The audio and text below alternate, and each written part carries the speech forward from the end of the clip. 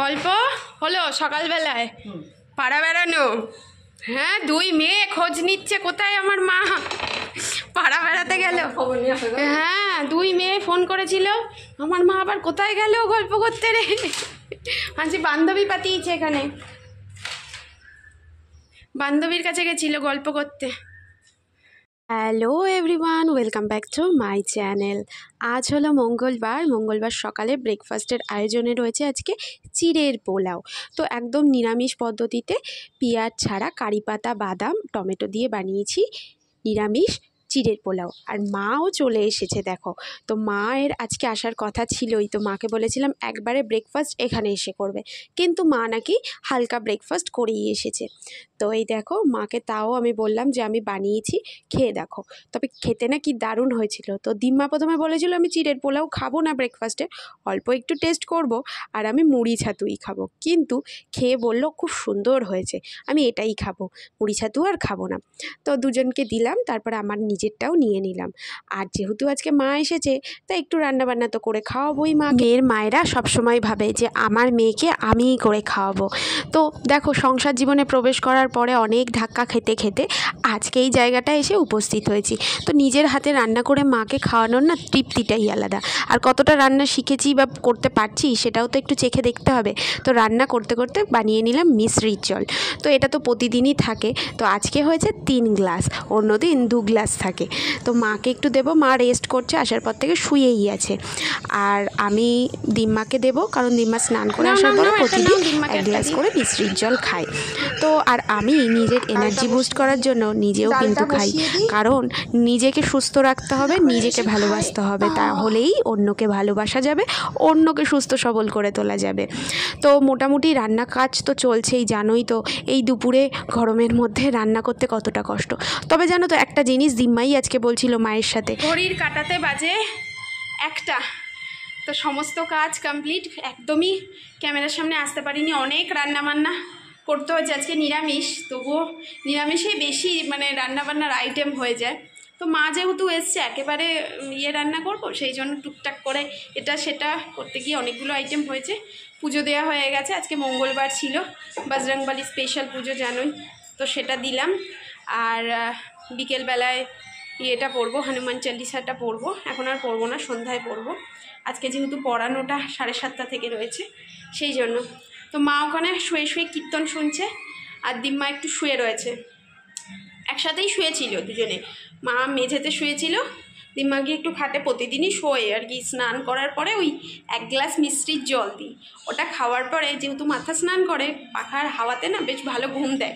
আর আমি ততক্ষণে রান্নার কাজ শেষ হয়ে যায়, বাসন মেজে ঘর মুছে নিই ওই টাইমটুকু। তারপর যেই ঘন্টা বাজিয়ে পুজো দিই তখন একবার ঘুমটা ভাঙে। তো ঘুম ভেঙে গেলে তারপরে আমি বলি ইনসুলিনটা নিয়ে খেতে আসো, তো খেতে চলে আসে। তো এখন 1টা বাজে, দিম্মাকে গিয়ে বললাম চলো খেয়ে নেবে, বলছে আজকে অনেক তাড়াতাড়ি হয়ে গেছে, দাঁড়া 1:30 বাজুক তারপর খাবো। যাই হোক, এখানে মা সোফায় শুয়ে শুয়ে কীর্তন শুনছে, একটু গল্প করি মায়ের সাথে। আর দিম্মাও শুয়ে রয়েছে, একটু শুয়ে থাকুক, তারপর খাওয়া দাওয়া করবো। আর বাইরে এটা কি বলবো, হ্যালোজেন, প্রাকৃতিক হ্যালোজেন।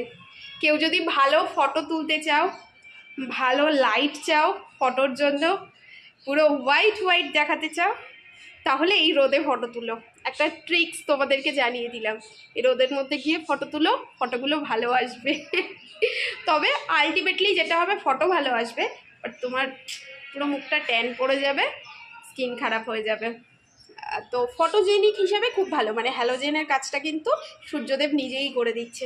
তো দেখি একটু কর্তামশাইকে ফোন করি, সে কতদূর কি আছে না আছে, কোথায় আছে, কি খেয়েছে, একটু খোঁজ নেব। প্রত্যেক দিনই খাওয়ার আগেই এই খোঁজটা নিই আমি, তবে ফোন করি না, কারণ গাড়ি চালায় তো ফোন করতে ভরসা পাই না, কারণ কোথায় কোন সিচুয়েশনে কিভাবে রয়েছে, বাইক চালাচ্ছে হয়তো, এবার আমি ফোন করলে সেখানে তাড়াহুড়ো করে ধরতে গিয়ে কোনো বিপদ না ঘটে যায়।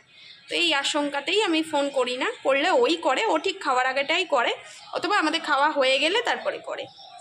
ও জানে যে এই টাইমে আমরা খেতে বসি, আর খেতে বসে তো একটু গল্প চলেই। আর আমার এই গাছটা দেখো, মানি প্ল্যান্ট গাছটা বেশ ভালোই বাইরে রাখার পর থেকে ভালো বৃদ্ধি হচ্ছে।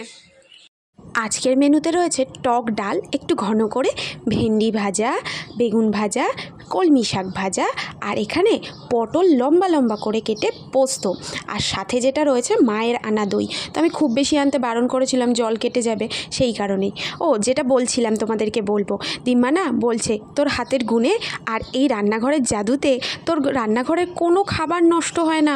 তুই সকালবেলায় ভাত রান্না করিস 8টার সময়, আর সেই ভাত খাস তোরা রাত্রিবেলা 9টার সময়। একটুও কোনো তরকারি পাতি খাবার কিচ্ছু নষ্ট হয় না, ইভেন আমি জলও দিই না। তো দেখো ঘুম ভাঙতে না ভাঙতেই এসেছিল আইসক্রিমওয়ালা। 3জনে 3টে আইসক্রিম খেতে খেতে বেশ খানিকক্ষণ গল্প করলাম। তারপর বানিয়েছিলাম চা। মা খাবে না কিছুতেই গরমে, তবু জোর করে খাওয়ানো। আর চা খাওয়ানোর পরে মায়ের কিছু কাজ ছিল, সেটা মেটানোর জন্যই আমি আর মা বেরিয়েছিলাম। আমার আবার পড়ানো আছে, তো ঝটপট করে হেঁটে বেরোলাম। তো মা বললো একটু ফুচকা খাবি চ। তো ওই 10 টাকার মতো ফুচকা খেলাম। মা 2টো খেলো, আমি 3টে খেলাম, না খাওয়া মতনই। তারপর হাঁটতে হাঁটতে গিয়ে সমস্ত কাজগুলো কমপ্লিট করলাম, কারণ ওই যে আমি অবসরে যাচ্ছি তোমাদেরকে বললাম না, তো তার আগে মোটামুটি যে কাজগুলো রয়েছে সেগুলো কমপ্লিট করে ফেলতে হবে। আর আজকে মা হাতে করে দেখেছো ট্রলিটা নিয়ে এসেছিলো, মেনলি কিন্তু ওটাই দিতে এসেছিলো মা। তো আমার ছোটো ট্রলি ব্যাগটা সুবিধাজনক হবে আমার জিনিসপত্র নিয়ে যাওয়ার জন্য, সেই জন্য মাকে বলেছিলাম একটু যদি এসে দিয়ে যেতে পারো। তারপর লস্যি খেয়ে আজকের মতো মাকে জানালাম বিদায়, টাটা। তোমাদেরকেও জানালাম আজকের ভিডিওর মতো টাটা। যদি ভিডিওটা ভালো লেগে থাকে তাহলে সঙ্গে থেকো, সাথে থেকো, আর পরবর্তী ভিডিওর জন্য অপেক্ষা করতে থেকো। তো কেমন লাগলো আজকের ভিডিওটা জানিও কিন্তু অবশ্যই কমেন্ট বক্সে, আর পছন্দ মতন লাইক বাটনটা দিয়ে রেখো।